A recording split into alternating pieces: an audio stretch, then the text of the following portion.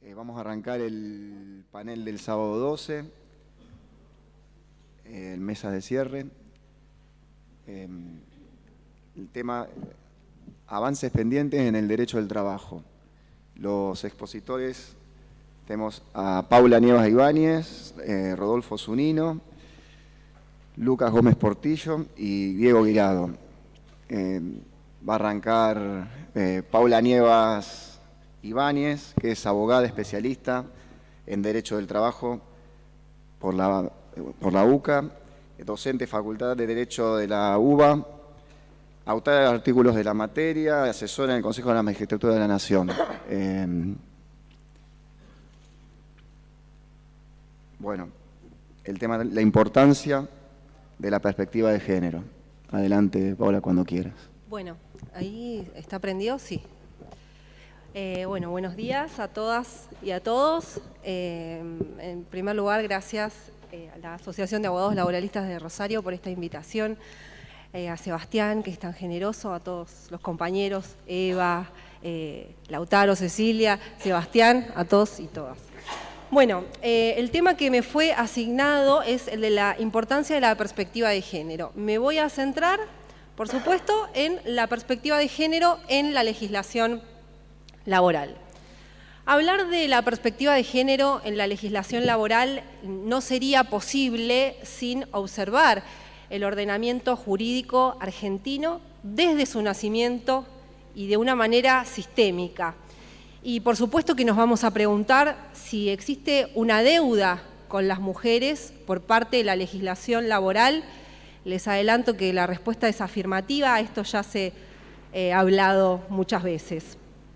Bueno, la legislación nacional históricamente ha relegado a las mujeres al ámbito privado, al ámbito del hogar, impidiéndonos ejercer nuestros derechos civiles y políticos. El Código Civil, el primer Código Civil argentino de Vélez Sarsfield, que fue una reproducción nacional del Código Civil francés de Napoleón, cristalizó las desigualdades estructurales entre varones y mujeres y lo cristalizó en la norma. Y las historiadoras advierten que este momento, el del advenimiento de los estados modernos con sus ordenamientos jurídicos y con sus códigos civiles, fue uno de los momentos más oscuros del sistema patriarcal, sistema en el que vivimos y que tiene miles y miles de años.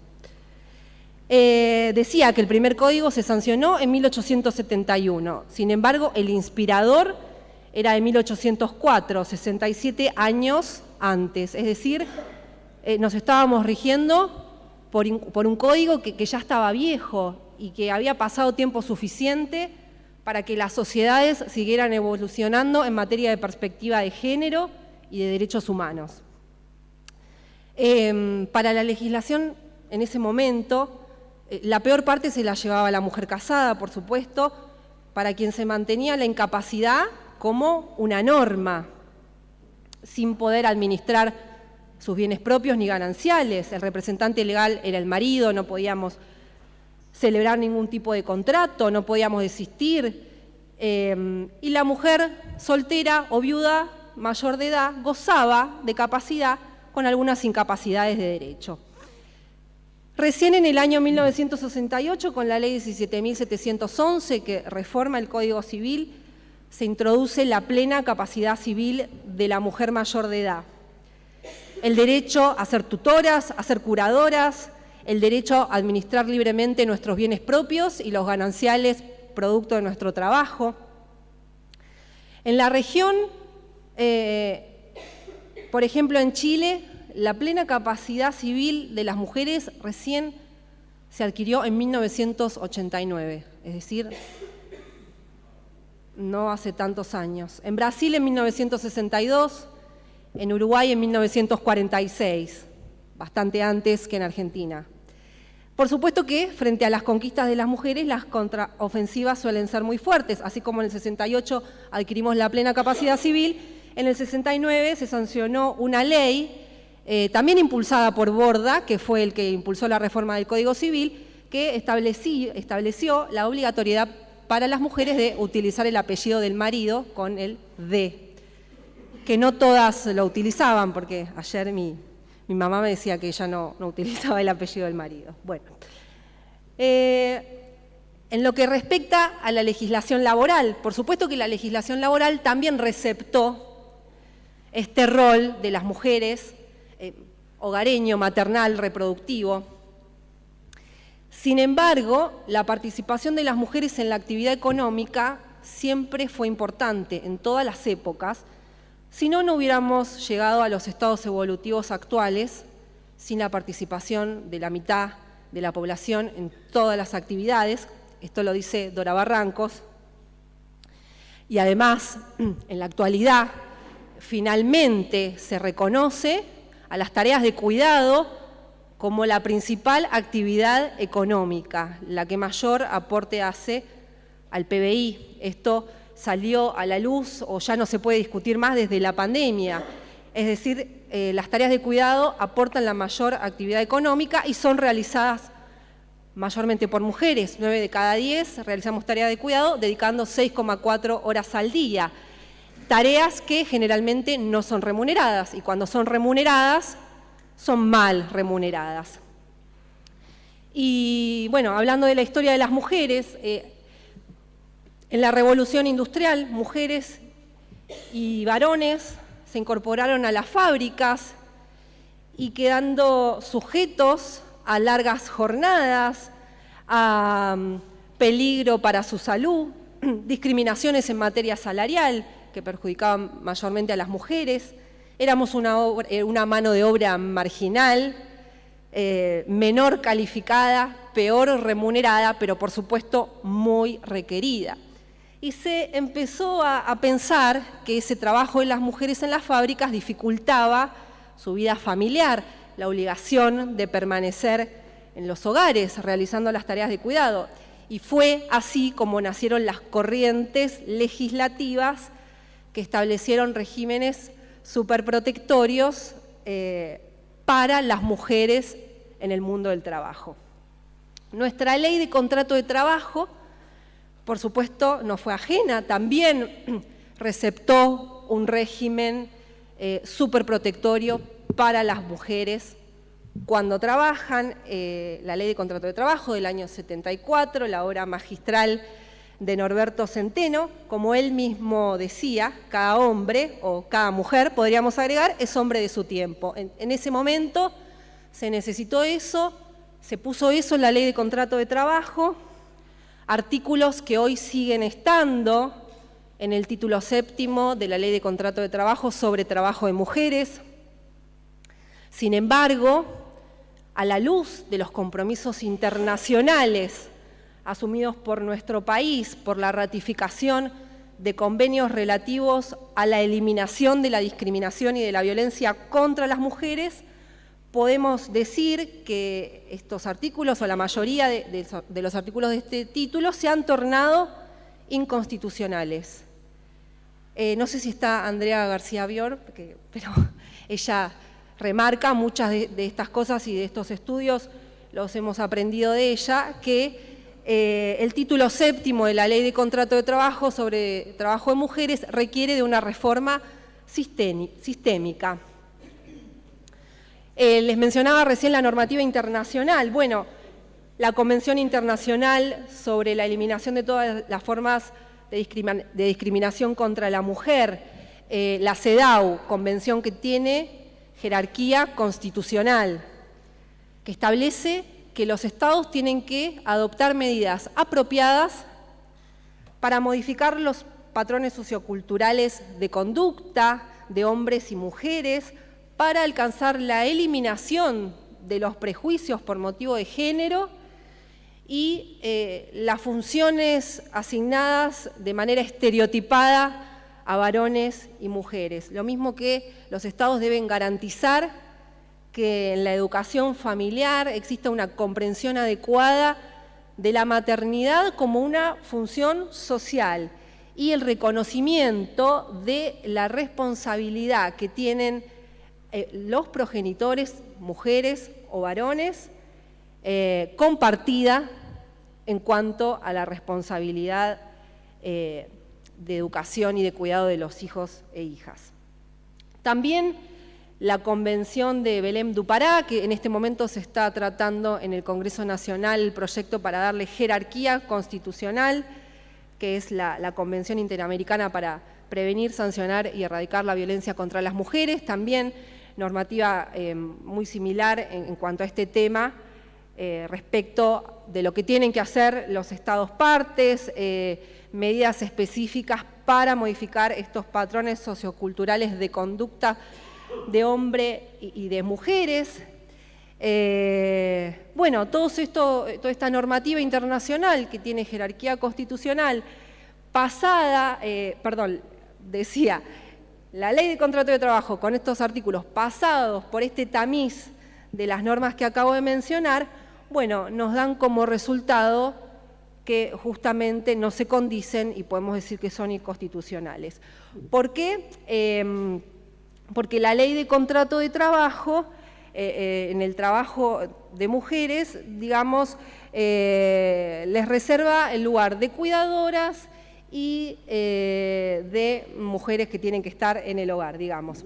Para hacer un repaso por algunos artículos.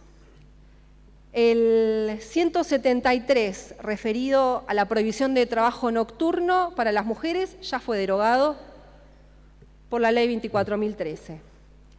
El 174, sobre el descanso al mediodía de las trabajadoras de 2 horas, sigue vigente, tiene el fin, o tenía el fin, de que las mujeres pudieran volver al hogar para preparar el almuerzo para la familia.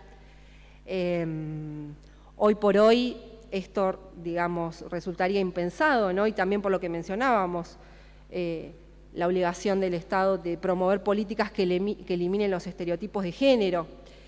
El artículo 175, sobre la prohibición de trabajo a domicilio, que tenía por fin que las mujeres cuando regresaran al hogar únicamente se dedicaran a las tareas del hogar y no tuvieran que hacer ninguna tarea extra de lo que era su trabajo remunerado. El artículo 176 es muy interesante lo que sucedió. Prohíbe que las mujeres realicen tareas peligrosas, penosas o insalubres. Hasta el año 2021 rigió la ley 11.317, que era del año 24. Muchos de los artículos ya habían sido derogados de esa ley y otras cuestiones habían sido superadas, por ejemplo, por la ley del trabajo de niños, niñas y adolescentes. La ley 11.317 prohibía a las mujeres realizar algunas actividades que allí estaban mencionadas, como por ejemplo la carga y descarga mediante grúas. Y aunque parezca mentira, algunas empresas, por ejemplo de la actividad portuaria, se basaban en la vigencia de la ley para no contratar mujeres, para realizar tareas que hoy por hoy se encuentran completamente mecanizadas y con la tecnología introducida. Bueno, a instancias de una diputada nacional, esta ley finalmente se derogó, lo cual es para celebrar, ¿no? Aunque haya estado todavía tantos años vigente.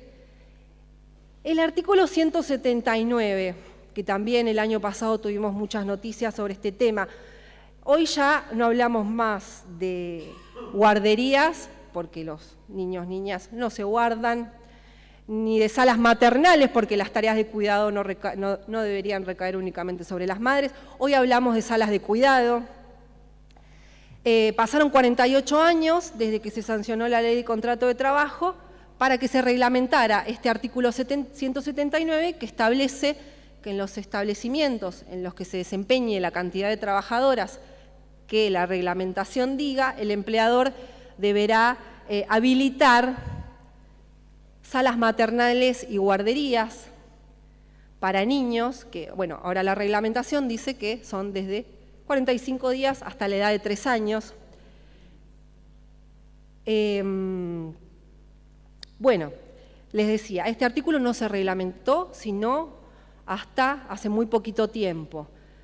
Fue producto de una sentencia de la Corte Suprema del año pasado que condenó al Estado Nacional para que se reglamente el artículo 179 de la Ley de Contrato de Trabajo y se ponga en práctica. La reglamentación ya no habla de trabajadoras mujeres porque el fallo de la Corte interpretó a la Ley de Contrato de Trabajo con una visión de futuro, con perspectiva de género.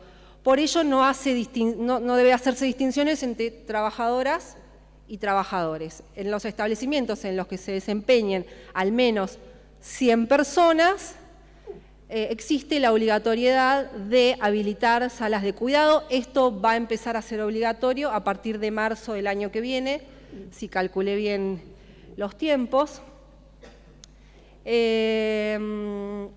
Bueno, hasta acá las cuestiones concernientes a la Ley de Contrato de Trabajo. Si hablamos de perspectiva de género en la legislación laboral, no podemos dejar de mencionar a los convenios colectivos de trabajo, porque son aquellos que regulan derechos específicos para cada actividad, mejoran, superan los pisos mínimos de la Ley de Contrato de Trabajo y históricamente las convenciones colectivas de trabajo fueron escritas con un lenguaje universal masculino y eso ayuda a que se sigan perpetuando los estereotipos de género. Si bien ya se observan, bueno, ya terminé.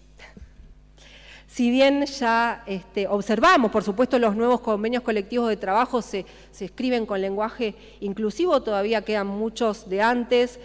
Podríamos mencionar la actividad hotelera, construcción, sanidad, categorías como jefe de recepción por un lado, varón, recepcionista, mujer, por el otro.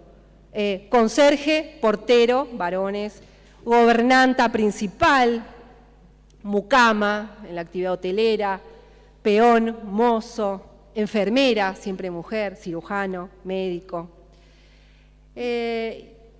Esto, como decía, se está revirtiendo, se tiene que seguir revirtiendo. En cuanto a las cláusulas en los convenios colectivos de trabajo, existe la necesidad de que sean con perspectiva de género.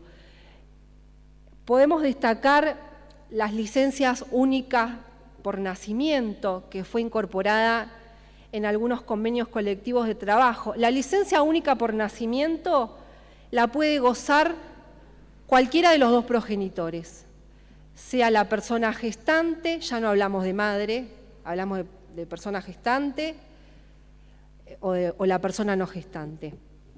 Para dar algunos ejemplos, los organismos públicos suelen siempre ser los primeros que se mandan y que establecen licencias y derechos con perspectiva de género, por ejemplo, para los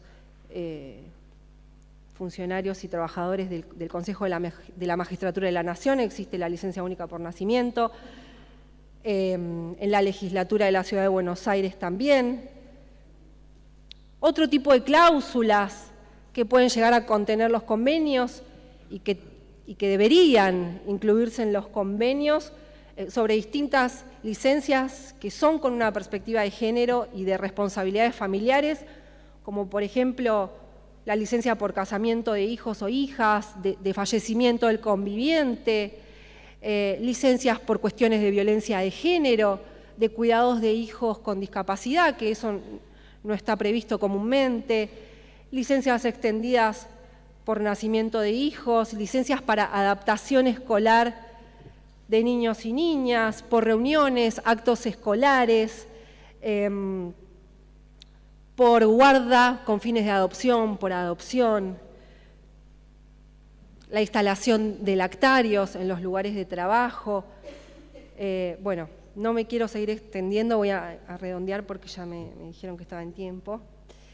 Los convenios de la Organización Internacional del Trabajo, muy conocidos, 100 sobre igualdad de remuneración, el 111 sobre la discriminación en el empleo y la ocupación, el 156 es un convenio muy importante a mi modo de ver, sobre trabajadores con responsabilidades familiares, a los efectos de permitir que las personas con responsabilidades familiares que deseen desempeñarse en un empleo lo puedan hacer sin ser discriminados. Eso hay que asegurárselo a las personas.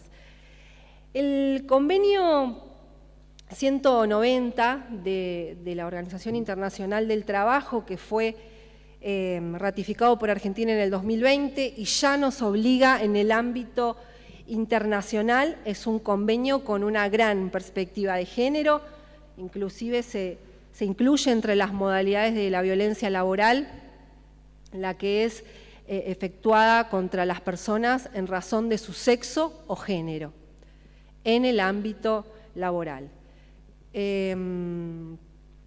Y un derecho fundamental, porque recién hablábamos de convenios colectivos, que tienen las asociaciones sindicales y que se establece en la recomendación 206 relativa a este convenio, es el de la negociación colectiva. Justamente hablábamos de cláusulas recién de convenciones colectivas.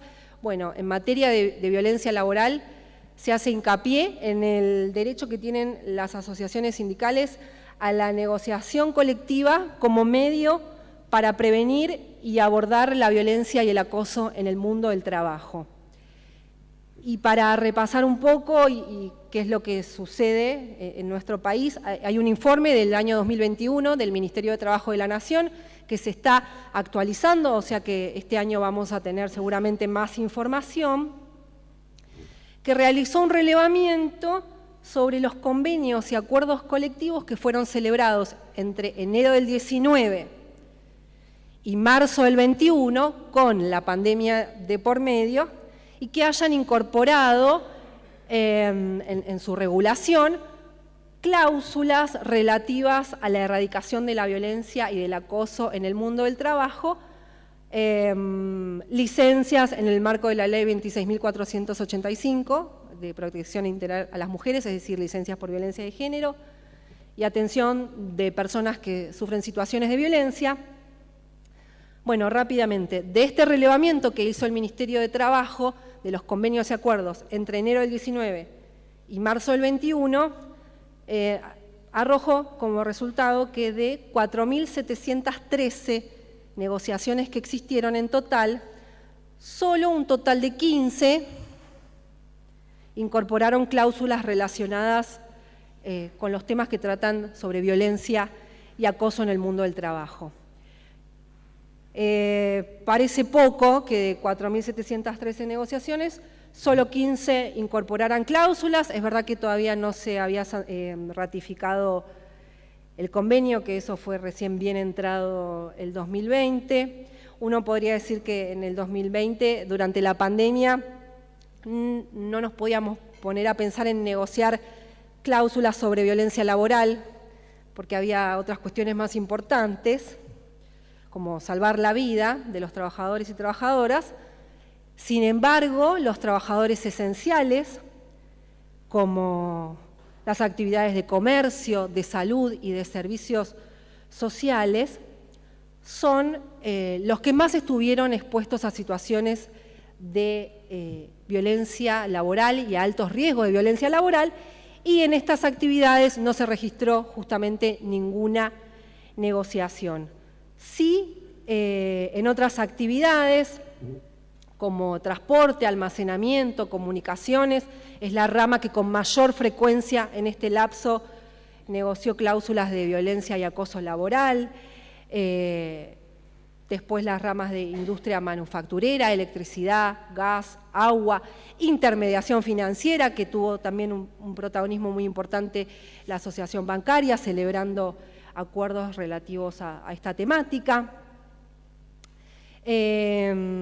Bueno, no me quiero extender más, tengo más información sobre los convenios colectivos, así que el que me quiera preguntar estoy a disposición para acercárselos. Gracias. Muy bien. Hola. Hola. Hola. Bueno, no. Es un tema que merece un congreso propio. Es tan importante como la misma historia del derecho laboral. Así que, bueno, muy bien. Bueno, se suma a la mesa. Bienvenido. Bueno, continuamos con Rodolfo Zunino. Va a tratar sobre Derecho del Trabajo con lenguaje claro. Rodolfo Zunino es abogado egresado de la Universidad Nacional de Córdoba, vocal por concurso de la Sala Cuarta de la Cámara del Trabajo de Córdoba desde marzo de 2015, gerente de Empleo y Capacitación Laboral de Córdoba, Ministerio de Trabajo, Empleo y Seguridad Social de la Nación desde 2004, relator de la Convención Constituyente de Córdoba en septiembre de 2001, abogado durante 30 años de entidades sindicales del sector público y privado, y tiene varios libros y artículos publicados en la materia. Bueno, tiene la palabra. Bueno, hola. ¿Está prendido? Hola, hola. Sí. Buenos días a todas y a todos. Muchas gracias primero a la Asociación de Abogados Laboralistas de Rosario por la invitación, a Sebastián Serrano Alou, y por la generosidad también de permitirme abordar un tema que por supuesto está íntimamente vinculado con el derecho del trabajo, pero que sin duda también lo excede. El lenguaje es un terreno en disputa,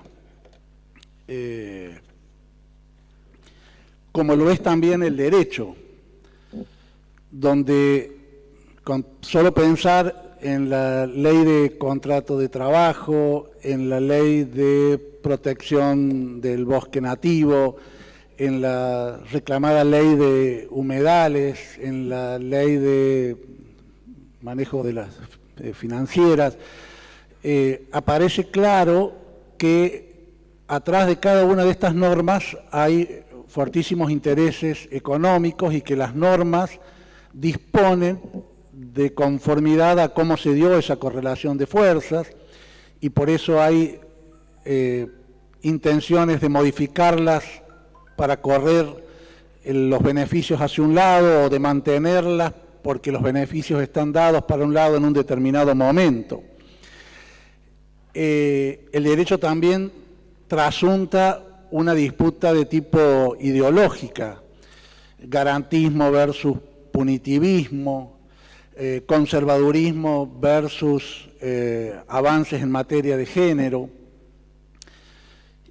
y también el sentido común es un campo evidente de disputa. Y el derecho, el lenguaje y el sentido común están íntimamente vinculados. Quien tiene la propiedad del lenguaje o quien tiene el manejo de un aspecto de ese lenguaje, como podría ser el lenguaje jurídico, tiene la propiedad en detrimento del resto que no la posee.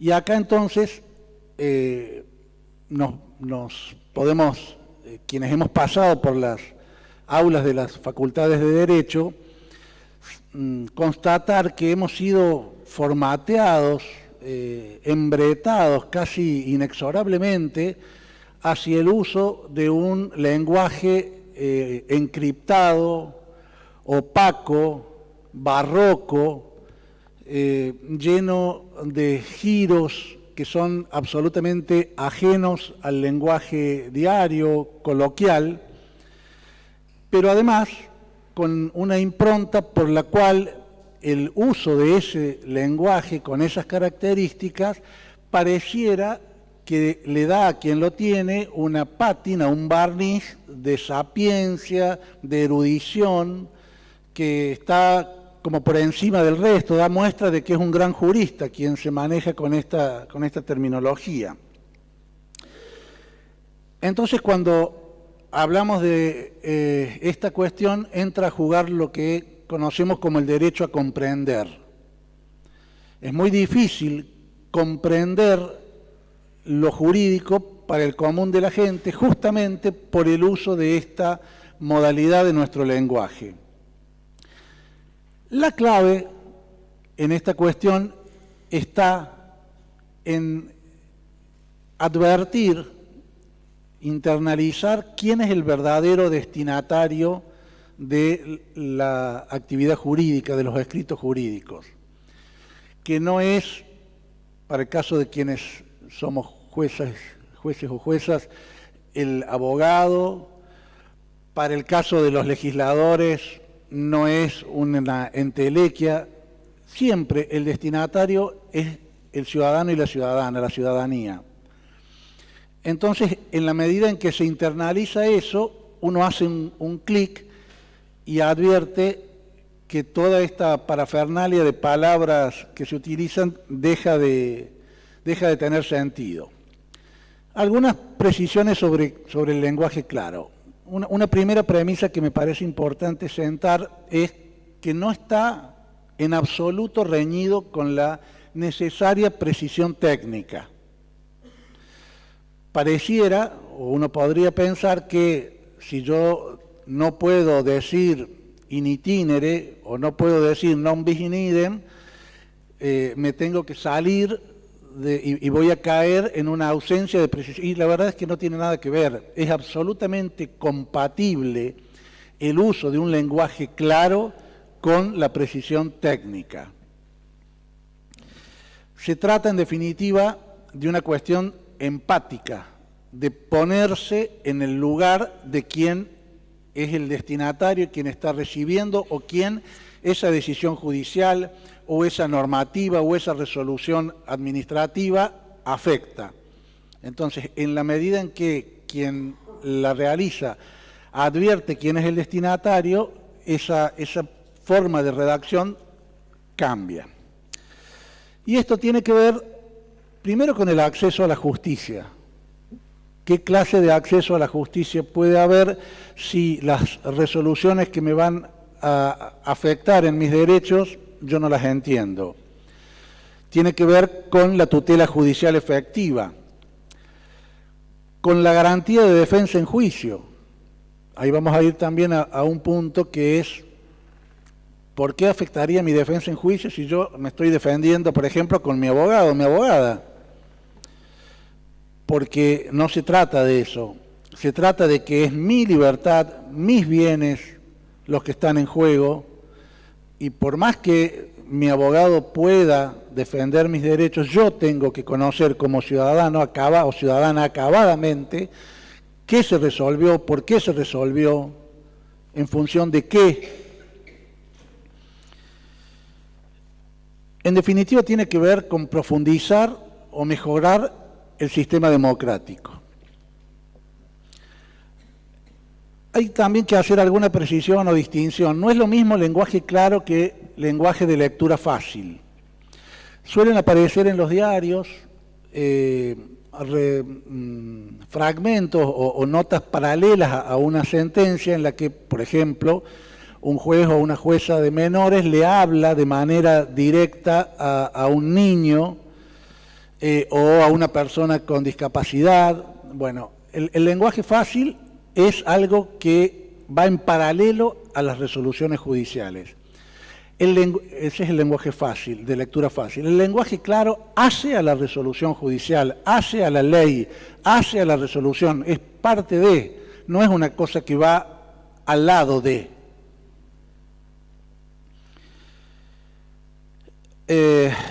En algún expediente, un abogado, frente a una resolución de este tipo, había puesto: soy abogado y me pasé muchos años estudiando y ejerzo la profesión. A los ciudadanos hay que exigirles que se preparen, se formen. Hoy tenemos una sociedad cada vez más pobre culturalmente. Esto de igualar para abajo nos lleva a que las personas sean cada vez menos formadas y a mayor facilidad para ser manejadas. Por favor, comencemos a promover el esfuerzo por la cultura y la educación. Que los legisladores comiencen a ver la realidad en que está inmerso el país. Comiencen a formarse en materia económica, que este país viene en decadencia desde hace muchos años, y en todo caso exijan que la sociedad cada vez esté mejor preparada. ¿Suena razonable? Sí. ¿Por qué tenemos que igualar para abajo? No, nada que ver, absolutamente nada que ver. El tema es el eje. No se trata de que el abogado sea un buen traductor, que para eso estudió, porque no estudió para traductor del derecho a la ciudadanía. Son los y las operadores del derecho quienes tenemos el deber de hacer transparente nuestra actividad, la palabra, para que el destinatario, la ciudadanía, pueda comprender acabadamente. Y esto no abarca solamente la actividad del Estado, del Poder Ejecutivo en sus normas reglamentarias, resoluciones, etcétera, ni del Legislativo, ni en materia judicial solo las sentencias.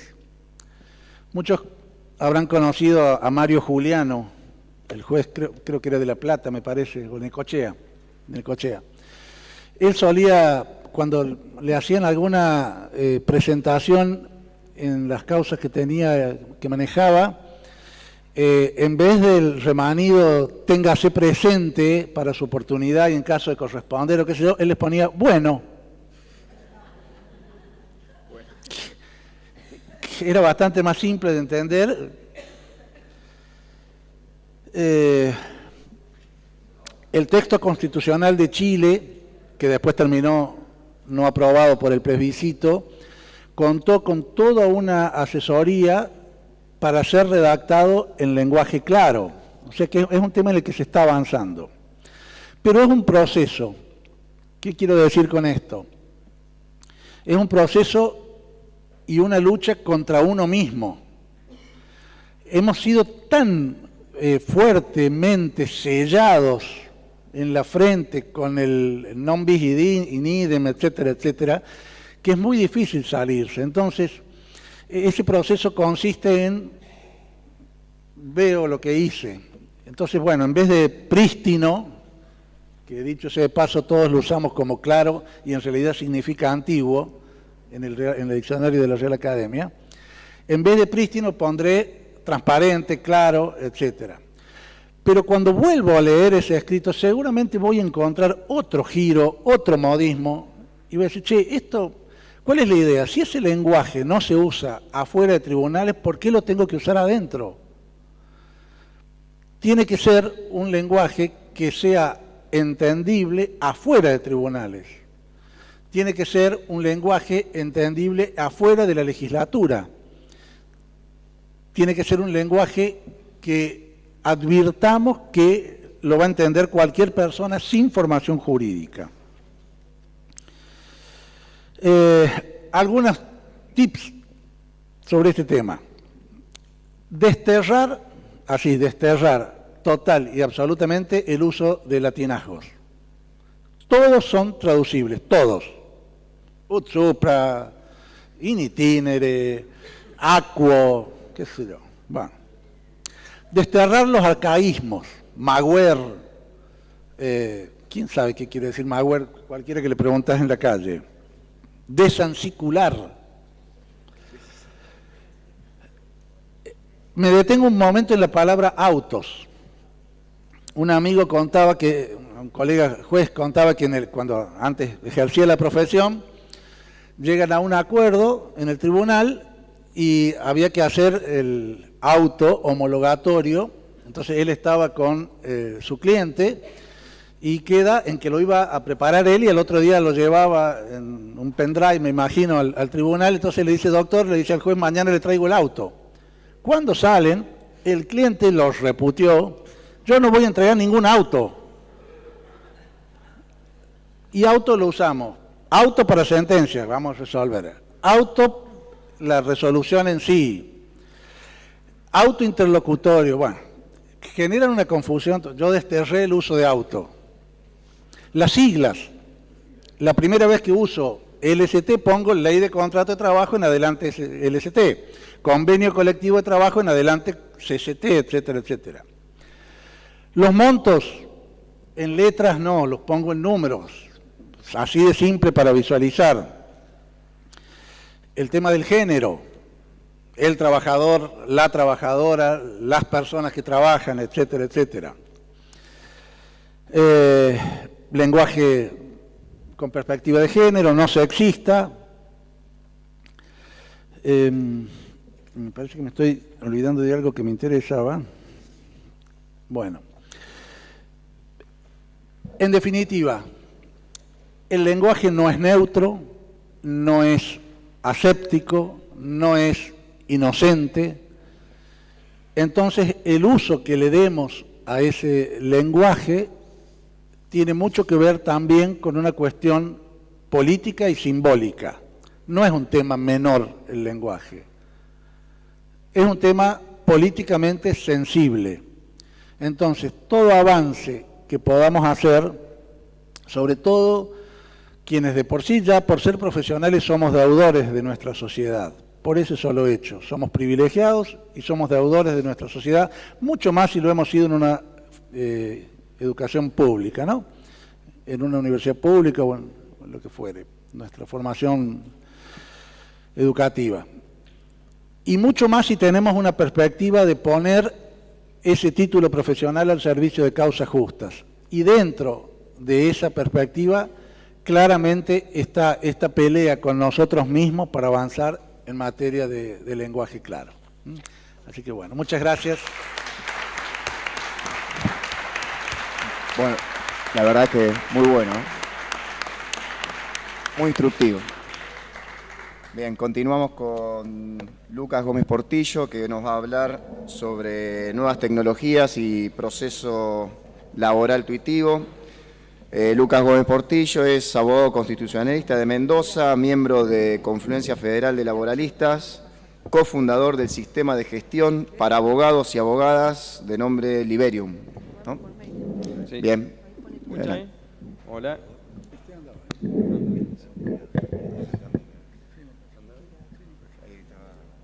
Bueno, ¿cómo están? Buen día para todos y todas. La verdad, bueno, es el momento de los fanáticos. El sábado a la mañana ya hemos quedado... Pero bueno, ha venido mucha gente, así que interesante. Y primero agradecer a la Asociación de Abogados y Abogadas Laboralistas de Rosario, a la Confluencia Federal de Laboralistas, dentro de la asociación, bueno, todos los miembros que han estado atentos a toda la organización, que han estado acompañándonos, hasta con la guitarra Marcelo, también Francisco, Lautaro, Eva, Ceci, toda la gente. Hay algunos que no estoy nombrando, pero bueno, gracias a todos, especialmente a mi amigo Sebastián, que bueno, estamos esperando que nos los devuelvan de Mendoza, así que en algún momento lo esperamos por allá. La idea era un poco pasar a pensar un poco esto de las tecnologías. Creo que en general, desde el derecho laboral se suele trabajar el tema de las economías de los dispositivos y cómo eso impacta en algunos tipos de trabajo y cómo justamente ahí se da una discusión porque se trata de usar eso para sacarlo y correrlo de la regulación laboral. Entonces por ahí eso está bastante trabajado desde una perspectiva laboral lógica.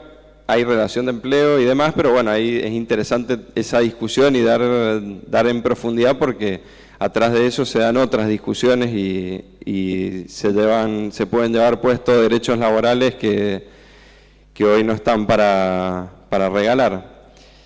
Y la idea es darle otro enfoque que tiene que ver con algo un poco más general y que tiene que ver con el impacto que tiene incluso en el ejercicio profesional y en las dimensiones que eso abarca y que genera impactos también en la defensa de derechos y en la tutela de los derechos.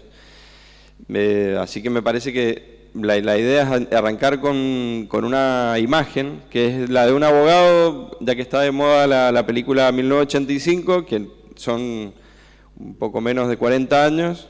Ahí tenemos el ejercicio de la profesión y muchos, incluso no hace tanto, seguían usando los mismos sistemas, que implicaba que un abogado, para pensarlo, era una persona que se levantaba temprano y tenía que ir a ver las listas, se trasladaba a tribunales, veía las listas o mandaba a alguien a que viera las listas, después tenía que juntarse con esa información, hacer toda la actividad en tribunales, organizar todo su día, trasladándose, yendo a cada uno de los juzgados, iba a su despacho y tenía que hacer los escritos a máquina con carbónico y hacerlo duplicado, triplicado.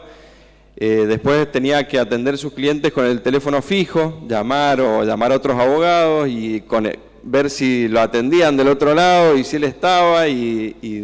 Bueno, piensen esa situación, esa dimensión que no hace tanto tiempo, porque la verdad que, digamos, estamos hablando estamos diciendo 40 años, pero bastante menos en realidad funcionaba así el sistema. Y si le hubiéramos dicho a un abogado en 1985 que hoy en día él podía ver las listas desde un dispositivo, un aparatito en su mano, desde su casa, quizá en ropa interior regando las plantas y podía estar escribiendo y subiendo escritos y no trasladándose a tribunales, la verdad que nos hubiera dicho, bueno, mira, andate a trabajar, ponete a estudiar, agarrar los libros de papel y ponete a hacer las cosas que se te vencen los plazos y deja de fantasear. Pero la verdad que bueno, acá estamos, eso está pasando. Entonces eso tiene un impacto y se da en un proceso de aceleración cada vez mayor. Más o menos para que tengamos idea, se calcula que cada 3 años actualmente estamos duplicando y triplicando la cantidad de información que acumuló la humanidad en forma previa, con lo cual eso es exponencial porque estamos sumando los datos que ya estamos generando y que estamos acumulando. Entonces, estamos en un proceso que incluso es más vertiginoso que el proceso de incremento poblacional que vivimos en los últimos 200, 250 años, con lo cual los cambios van a ser más profundos. Y son muchas veces invisibles porque incluso no nos preparamos para ver esos cambios y no estamos estudiando esos temas. Entonces, bueno, un poco la idea es empezar a pensarlo porque eso va a impactar, está impactando y va a impactar en un montón de ámbitos. Y para que tengamos presente que nosotros ni siquiera podemos ponernos a pensar lo que va a pasar dentro de 30, 40 años. O sea, no tenemos ni forma de dimensionarlo, justamente por la aceleración. De hecho, no podemos pensar lo que va a pasar en los próximos 2 o 3 años. Y si nos ponemos a pensar lo que pasó con la pandemia, bueno, ya ni siquiera hay forma de organizar una idea para empezar a prepararse. Pero hay que prepararse, esa es la idea, digamos. Si no, mientras más desordenado nos encuentre, peor va a ser la situación. Nosotros desde Liberium hemos estado estudiando y es un modo de dimensionar el impacto que tiene esto, por ejemplo, en el proceso laboral. Más o menos un proceso laboral estándar, según lo hemos estado estudiando, tiene para un despido unos 50 datos o variables. O sea, todo lo que tiene que ver con inicio de relación laboral, todos los datos que como abogados y abogadas nosotros sabemos que le preguntamos a un cliente y sabemos cómo organizar esa información. Para un accidente laboral y una enfermedad pueden ser unos 75 datos, esto hablando en un promedio y hablando de lo mínimo que se necesita. Obviamente que hay casos más complejos, pero más o menos esa es la realidad que nosotros tenemos. Si hay alguien, debe haber gente acá que le gusta el ajedrez, como a mí, cuando uno analiza las partidas de ajedrez, se calcula, bueno, y es un dato claro, la primera movida, la primera ronda, tenemos 20 movimientos cada uno de los, o sea que hay 40 posibilidades en el primer momento. En la siguiente movida ya tenemos entre todas las posibilidades, según cómo hayamos movido, hay 400. En la tercera ya hay 190.000 y en la que sigue ya tenemos 1.200.000 posibilidades. Dentro de todas estas posibilidades de cómo uno va moviendo y cómo se van organizando las siguientes partidas. Y nosotros eso es lo que hacemos como abogados todo el tiempo. Empezamos con esos 40 o 50 datos, 75 datos, pero después juega el otro y después juega el contexto y después nosotros tenemos que ir interpretando lo que va pasando, detectar patrones, pero tenemos que tener presente lo siguiente. Ya el ajedrez lo ganan las máquinas. Desde el año 97, ni siquiera es algo tan novedoso.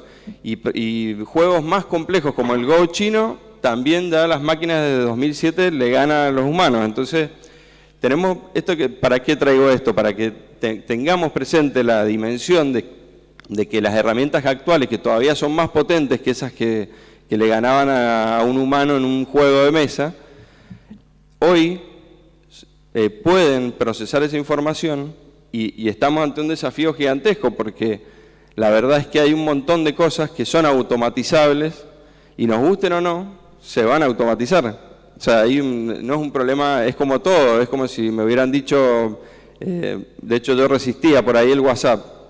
Sí, pero llega un momento que no hay otra forma, o sea, uno va adecuándose a lo que va ocurriendo.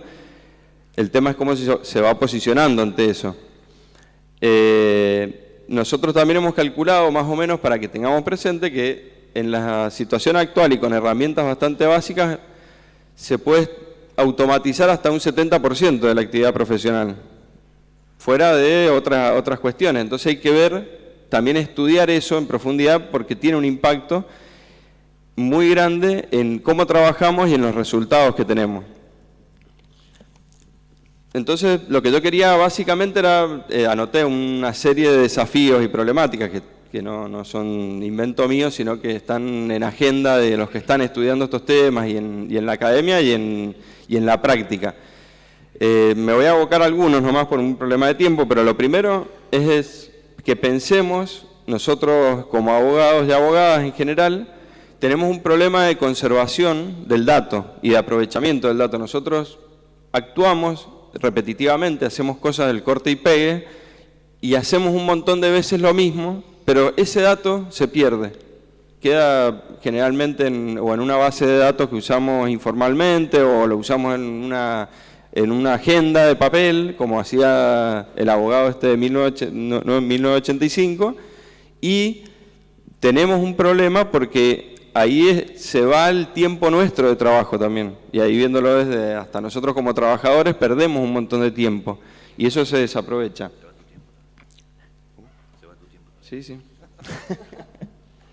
Bueno, el segundo punto es el tema de la asimetría que se da entre el Poder Judicial digamos, nosotros como abogados privados, digamos, que se da de manera diferente a lo que en general pasa. El Estado va por arriba de lo que nosotros estamos preparándonos. El Estado va definiendo los sistemas, obviamente que todos esos sistemas, vamos a ver enseguida otro punto importante, están definidos y tienen alguna intencionalidad muchas veces, y eso se nos escapa, pero el tema es que como abogados no estamos aprovechando adecuadamente esas nuevas tecnologías y por ahí nos manejamos con los estándares de hace 40 años.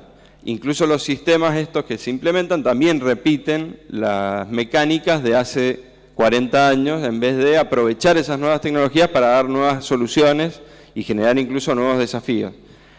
Pero el punto principal que yo me quería detener es el tema de los sesgos, que es algo que se trabaja mucho en temas tecnológicos, que es cómo uno, de alguna manera para explicarlo, es el prejuicio que uno tiene y cómo esos prejuicios actúan en forma automática. O sea, nosotros todo el tiempo estamos organizando pensamientos y lo primero que nos sale de la cabeza y muchas veces por la boca es lo que ya tenemos automatizado. No estamos pensando todo el tiempo miles de alternativas y definimos, sino que tenemos un montón de mecanismos, pero también eso que implica una tendencia a los procesos de discriminación, que es, bueno, acá bien habían marcado todo el tema de género.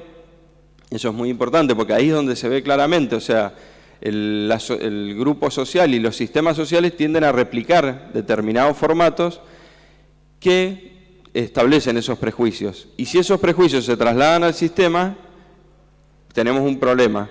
Entonces, y eso voy a volver más adelante, pero es un problema central porque cómo nosotros entrenemos esos sistemas, porque básicamente la inteligencia artificial se entrena, se prepara en bases de datos y se entrena.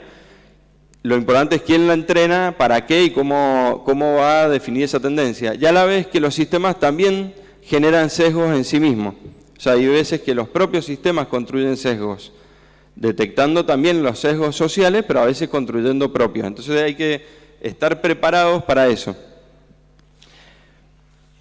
Bueno, como les decía, dejo otros puntos y desafíos más adelante para seguir trabajando, que son igual de centrales, pero respecto al tema de sesgo y el tema tecnológico en general, por lo menos hay tres posibilidades. O tenemos un rol activo y nos metemos a estudiar estos temas y a ver para dónde vamos y cómo se organizan los sistemas, incluso entender de programación, entender cómo funcionan los sistemas, o vamos a tener un rol pasivo de consumo y de seguimiento como digamos, estén preparados los sistemas y definidos por otras personas que en general son personas que tienen estructuras y visiones que no corresponden a la protección, por ejemplo, de derechos del trabajador. Sino también una tercera postura es la de resistencia y ser como hacían los luditas, ir y romper las máquinas, ir y destruir las máquinas, y aparentemente eso no tuvo mucho éxito, así que no sé si es el camino indicado. Por ahí lo mejor es pensar que vamos a tener que meter estos temas y capacitarnos y empezar a profundizarlos y también a incorporarlos como parte de nuestro ejercicio profesional. La cuestión entonces, para ir cerrando, es que ¿quién va a ser el que va a definir el sesgo? Porque el sesgo va a existir. Y esto es central en temas de derecho laboral. ¿Por qué? Porque nosotros tenemos un montón de principios que justamente definen el sesgo de las decisiones. Si nosotros dejamos que el sesgo lo establezcan en forma automática las personas que interesadamente quieren destruir la tutela del trabajo, y nosotros no estamos capacitados y no nos formamos y no nos metemos en ese proceso de toma de decisión, bueno, el resultado va a ser que la automatización va a replicar el sesgo de los grupos hegemónicos. Entonces, ahí es donde me parece que interesante ver como hizo Charlie, si vamos a esperar a que alguien nos empuje de la ventana o nos vamos a tirar nosotros tratando de embocar a la pileta. Entonces yo creo que lo mejor es tratar, ya que nos vamos a tirar o nos van a tirar, tratar de prepararnos y llegar lo mejor preparado para caer al agua y que eso sea, digamos, aprovechable incluso por los trabajadores. Así que bueno, muchas gracias.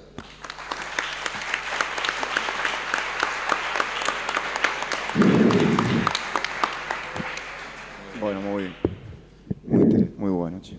Bueno, continuamos con Diego Guirado. Él nos va a hablar sobre Derecho Penal del Trabajo. Diego Guirado es abogado con especialización en Derecho del Trabajo por la Universidad Nacional del Litoral y Universidad de Salamanca. Conciliador laboral por la Universidad Nacional de Rosario. Secretario de redacción de la revista laboral Actualidad de la editorial Rubin Sal. Vicepresidente del Foro Federal del Trabajo. Adelante.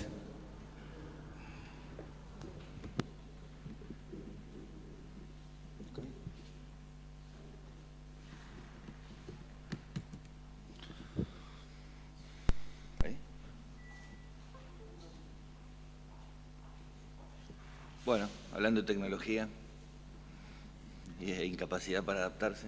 ¿Está? Bueno, yo mientras tanto quiero agradecer a Sebastián, a Eva y a todos los y las personas que han organizado y que siguen esta organización, que están presentes, a todos los colegas de todo el país. Eso es importante destacarlo. Voy a hablar de un tema que me pidió Sebastián que hable. Nunca hablé sobre derecho penal laboral. Está basado en lo que sí estudió y enseñó la doctora Ferreirós en la UBA, Arese en sus 300 libros, Ricardo Cornaglia y Patricia Gallo, que creo que es una cordobesa, también. Entonces sobre esos autores y autoras es elaborado este pequeño PowerPoint. Lo único que es de mi autoría es la jurisprudencia que pude encontrar y la pude relacionar. ¿Se ve ya? Ah, bueno, arranco nomás. Bien.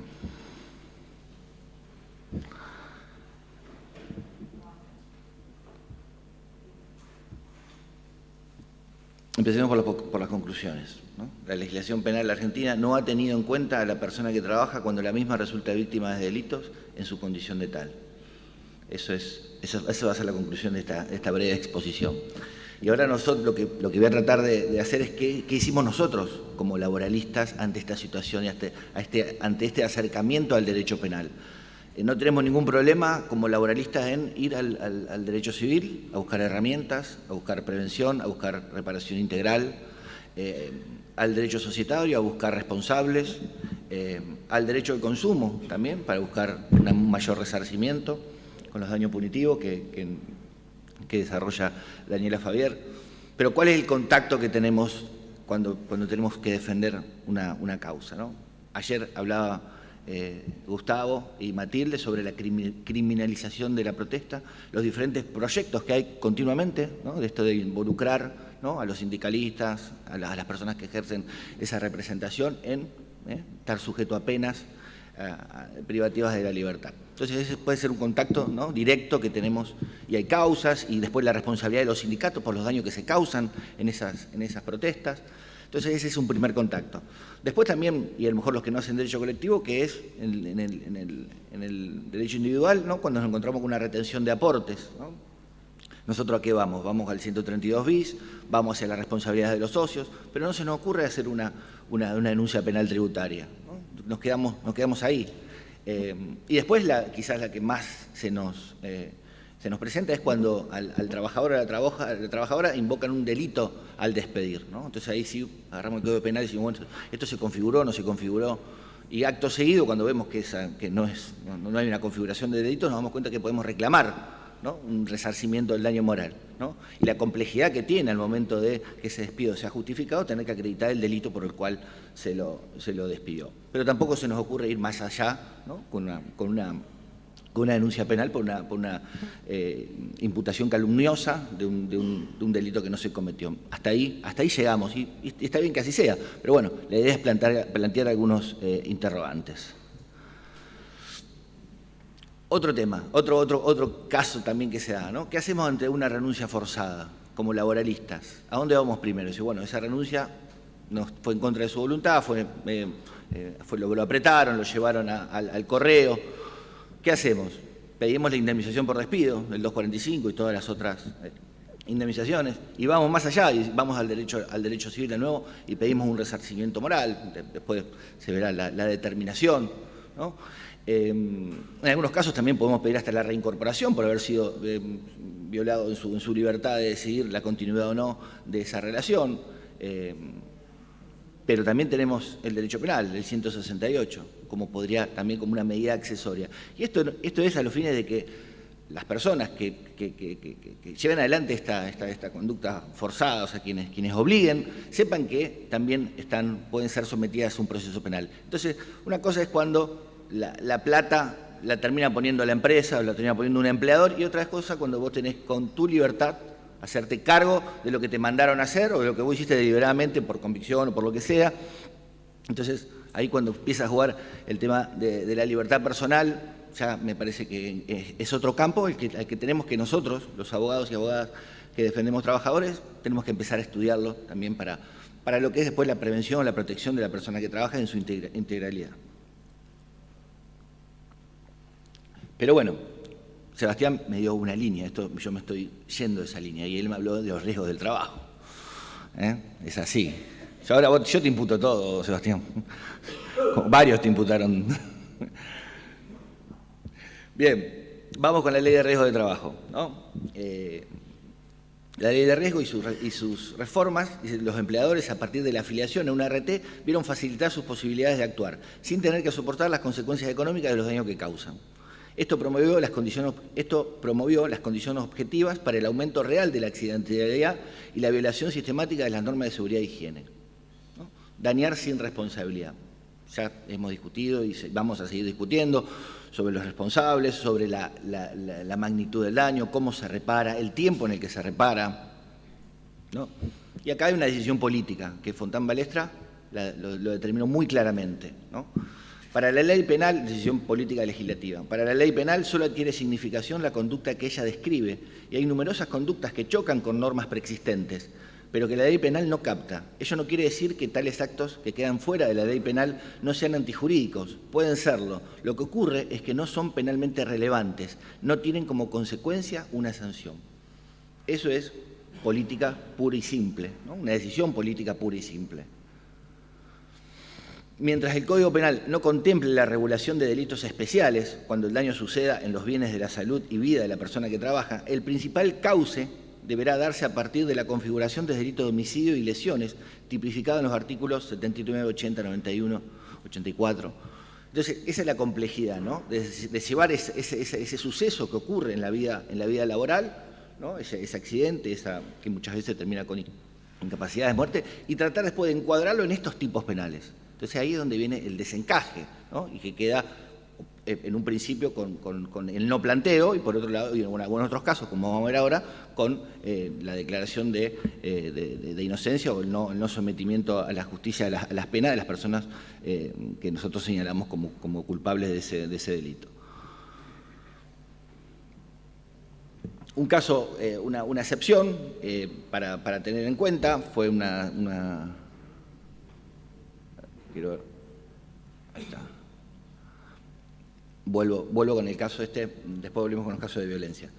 Este es un caso del 2006, donde en primera instancia se lo había condenado por homicidio culposo a un encargado de obra, ¿no? En base al artículo 84, ¿no? De que habla será reprimido con prisión de 1 a 5 años e inhabilitación especial en su caso por 5 a 10, el que por negligencia, imprudencia o impericia en su arte o profesión o inobservancia de los reglamentos o deberes a su cargo, causará la muerte a otro la muerte. ¿Tá? Entonces, en primera instancia se lo había condenado a este encargado de obra, pero en segunda instancia, ¿no? Salvo la minoría del doctor Hornos, consideró que no se dan determinadas condiciones, ¿no? Para acreditar que esa era la persona responsable, ¿no? Porque había un contratista, había arquitectos que estaban responsables, y directamente también talló lo que fue la responsabilidad de la propia persona que sufrió ese accidente.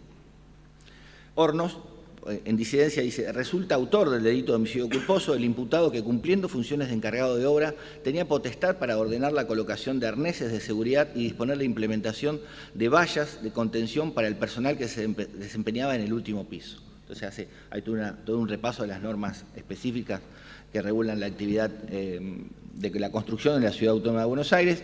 Bueno, entonces ahí detallaba las normas que se habían violado. Pero bueno, en realidad la segunda instancia absolvió a la persona que estaba imputada como encargado de obra.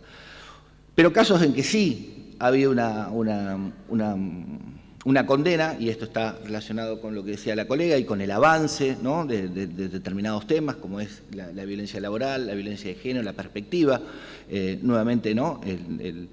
Llevando a la delantera en lo que es las modificaciones de criterios, en la ampliación de derechos, en el resguardo de la integridad psicofísica de las personas, acá directamente orientado a las mujeres. Y esta es una condena de este año, de mitad de año, de una Cámara Criminal y Correccional de Córdoba, en los cuales se había acreditado que un supervisor ejercía violencia sistemática sobre una trabajadora. Esto influyó en su salud, un desmejoramiento. Hablan de la situación de moving y específicamente determinan la incapacidad. Esto como particular tiene que hay una condena respecto a la persona directa, pero 6 meses antes se había desistido, esta persona, la víctima, había desistido del empleador, o sea, del dueño de ese telemarketer, que estaba justamente imputado por comisión por omisión, ¿no? Por no haber llevado adelante las medidas necesarias para que esa situación que ya había sido denunciada cesara, ¿no? en el hostigamiento. Entonces, si se quiere, tiene dos caras, ¿no? Este fallo, por un lado, esta causa, por un lado, un desistimiento previo y aceptado por la Cámara Correccional, y un segundo paso que es la condena efectiva de esta persona, si bien la pena de prisión fue en suspenso. Y otro caso, que quizás que menos no grave, pero sino con otra connotación, y acá es interesante leer lo que configuró esta contravención, ¿no? Que son conductas que hasta hace 2, 3, 4, 5, 10 años eran normales, estaban normalizadas y nadie, sobre todo las víctimas, no se animaban a denunciarlas, a expresarlas, ¿no? Bueno, en este caso se ha dado un paso más en la protección de los derechos de las personas que trabajan, específicamente de las mujeres. Y en este caso se lo condenó, ¿no?, a 5, era un empleado público del gobierno de la Ciudad Autónoma de Buenos Aires, y se lo condenó a 5 días de prisión efectiva. Yo no lo leo para no pisar a su lectura.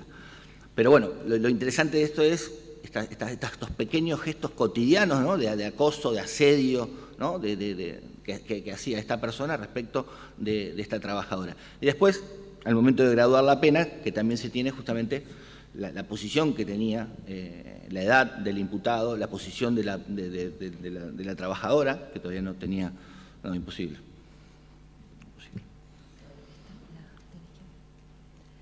Dale. Sí. Ah, bien, ¿no? Bueno, estos son entonces algunos de los casos que sí se han podido llevar a la justicia penal y lograr una sanción. El caso Escudero, bueno, que ya lo vi. Entonces, cuando en un infortunio laboral coincidan las circunstancias tipificadas penalmente para estos delitos, se dan formas de atribución de responsabilidad y sanción en las que la condición de empleador como garante de la seguridad pueden constituir un factor agravante. La autoría de estos delitos pueden también producirse por comisión o por omisión, como vimos en el caso del telemarketer. Se castiga con ello la obligación de actuar incumplida por parte del que delinque. Este es el caso Escudero.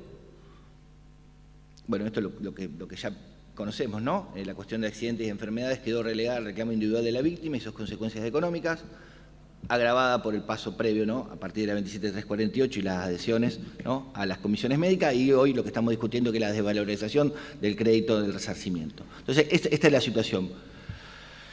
¿Qué dice nuestra ley de la 24.557, artículo 32? Establece sanciones, multas. Para incumplimiento del artículo 4, supuestamente puede ser el primer inciso, pero para mí no debería interpretarse así porque están incluidas en ese primer inciso las compañías de seguro de retiro de las obligaciones a su cargo, que no son las obligadas que figura el artículo 4, ¿no? Entonces, a lo que quiero decir, todas las sanciones que establece la 32 son por no llevar adelante el sistema, por incumplimiento de los pagos, por incumplimiento de las prestaciones, ¿no? O sea, la misma ley sanciona penalmente para que el objetivo, el bien jurídico tutelado es que la ley funcione, ¿no? Entonces, a que nadie se le ocurra, ningún empleador, ninguna RT, no cumplir con sus prestaciones con el pago de la cuota. Esto es lo que está vigente.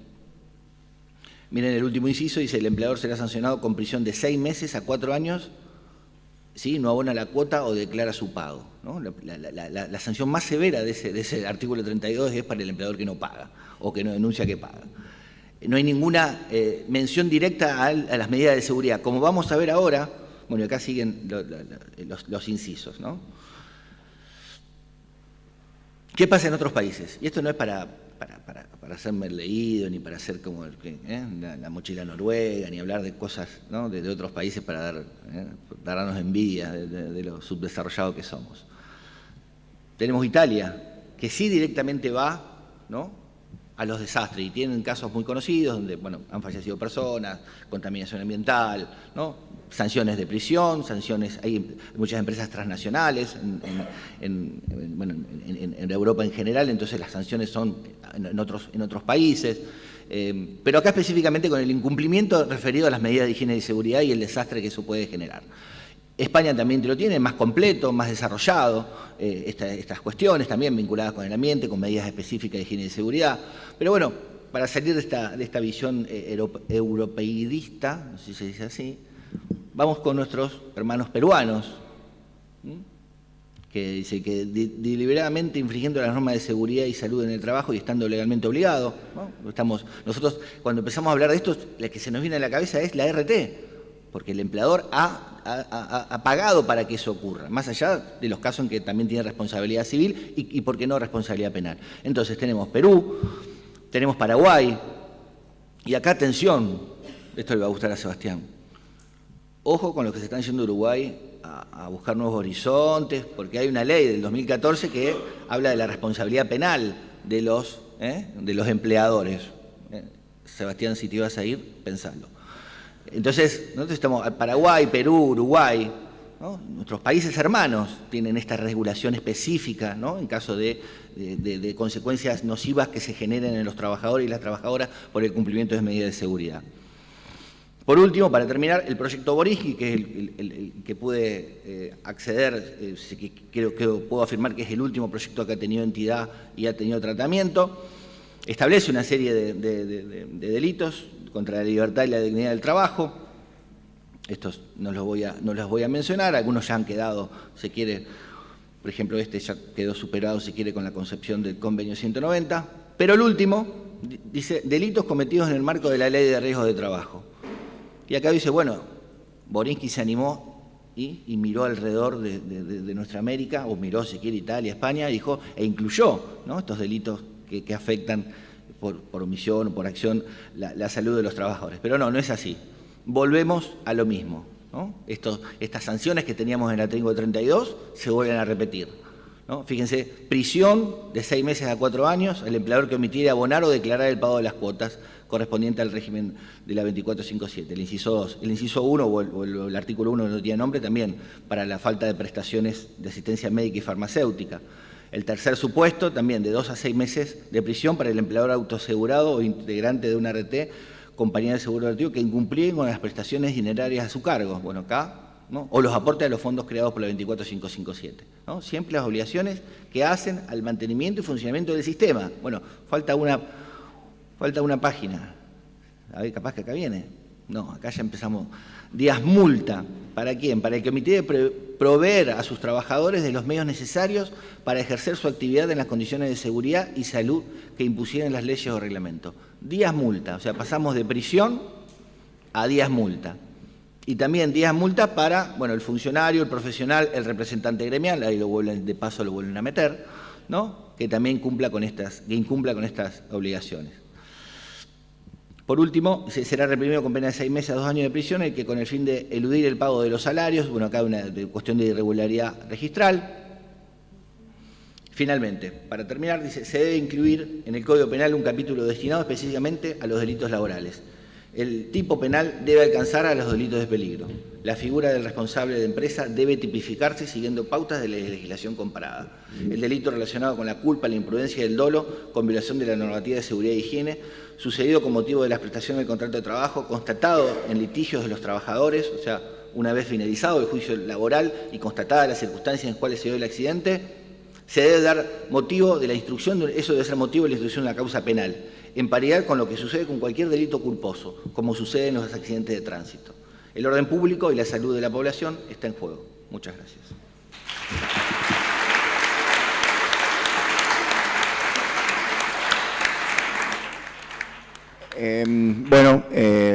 Acá finaliza este panel. A continuación vamos a escuchar la ponencia de la doctora María Martín Colombres.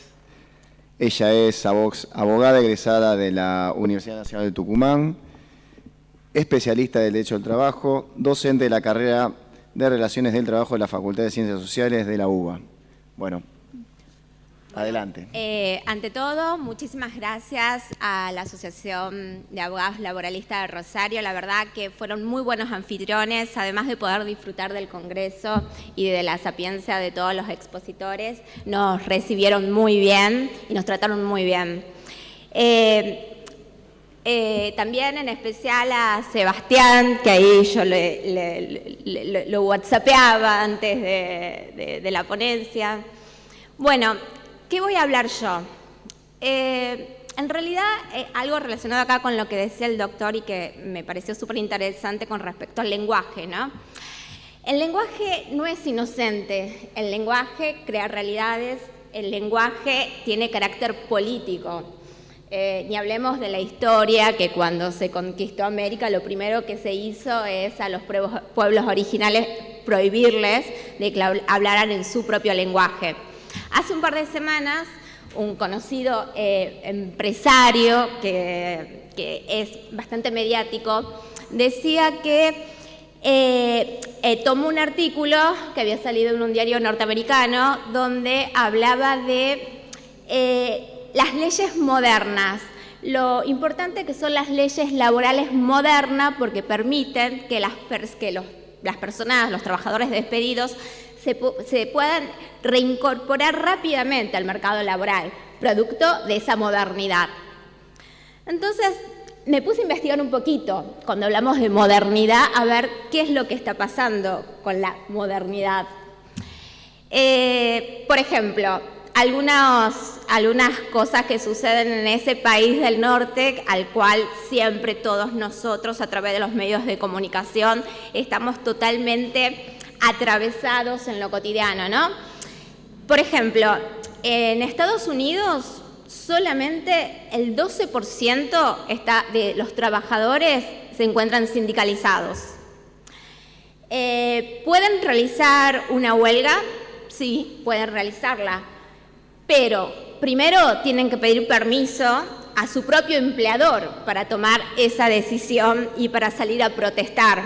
Entonces uno se pregunta, ¿cuán permisivos serán esos empleadores para permitir que su trabajador se vaya a protestar contra él mismo, ¿no?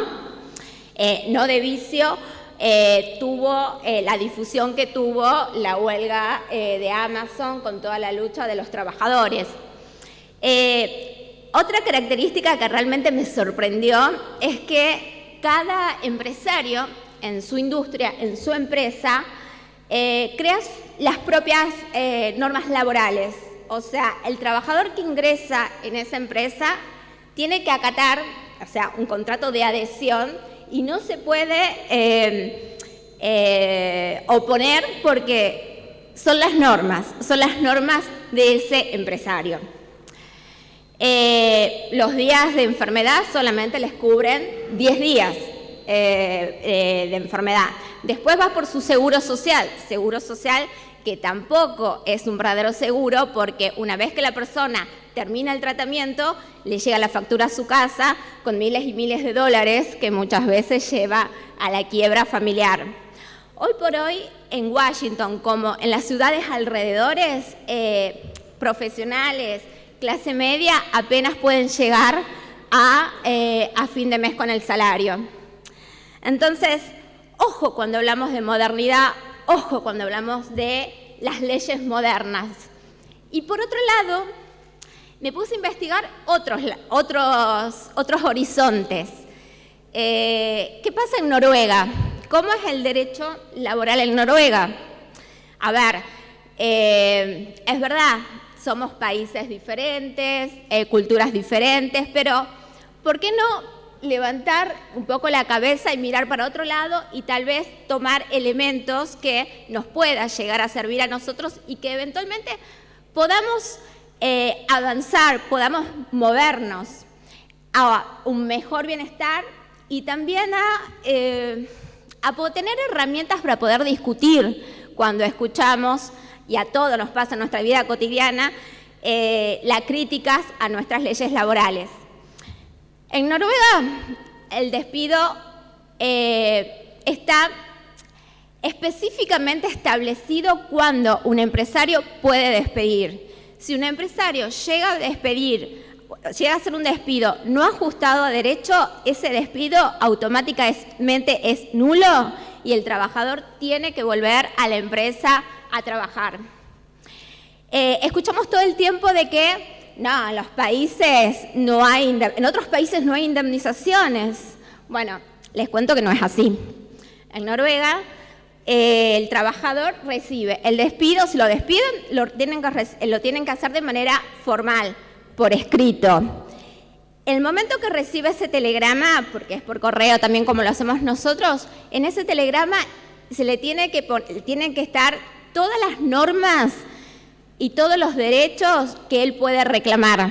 Si no, tampoco es válido esa notificación.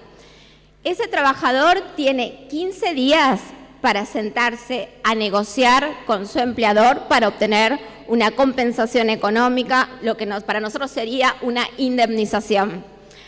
No lo hace solo, el sindicato está a la par de ese trabajador, en ese caso individual. ¿Qué pasa si no llega a una compensación económica? El trabajador puede iniciar un juicio y puede iniciar un juicio laboral dentro de los 6 meses de que se le ha producido su despido. Ahora bien, ¿al empresario nórdico le convienen los juicios laborales? No. ¿Saben por qué? Porque para el empresario litigar el empresario, el empleador, litigar allá es carísimo, por lo cual generalmente trata de dar una buena compensación económica a ese trabajador. Algo que me llamó poderosamente la atención y me encantó, por otra parte, es que, miren esta comparación. En Estados Unidos está sindicalizado solamente el 12% de los trabajadores. En Argentina está sindicalizado el 40% de trabajadores. En Noruega está sindicalizado el 70% de los trabajadores. ¿Por qué? Porque los sindicatos allá tienen una fuerza muy amplia. Allá no existe el salario mínimo vital y móvil. Los noruegos, para su propia cultura, no quieren que el Estado salga a marcar un salario específicamente. ¿Por qué? Porque esa función la llevan adelante cada uno de los sindicatos y entre los mismos sindicatos, o sea, cada sindicato negocia el salario con la cámara empresarial a la que le corresponda. Cada sindicato lo que trata de hacer justamente es de llevar el salario más alto que pueda, porque justamente hace a su propio beneficio y a su propia imagen. Casi no hay, o sea, como les dije, es muy poco la gente no sindicalizada. Y otro detalle, y tiene que ver con lo que desde la corriente Gustavo propiciaba, el tema de la jornada laboral. En Noruega se trabaja semanalmente 37 horas. Se van a la casa alrededor de las 4 de la tarde. El que recién empieza a trabajar tiene 5 semanas de vacaciones. Para nosotros es ideal y sí, tal vez sea ideal, pero ¿por qué no cuando nos dicen que es mejor? Es cultural, ¿no? Allá, nosotros acá, o estamos sobre todo en todos los países de América Latina, estamos absolutamente atravesados con la idea y con el concepto de que cuanto más trabajás, cuantas más horas está el trabajo, va a ser mejor. Allá tienen el concepto totalmente contrario. Allá lo que quieren es que se trabaje menos para que el trabajo salga más eficiente. Y un trabajador que se queda fuera de hora, en general, es llamado la atención para que eso no lo haga porque va en perjuicio hasta de la misma eficacia de la producción de ese trabajo.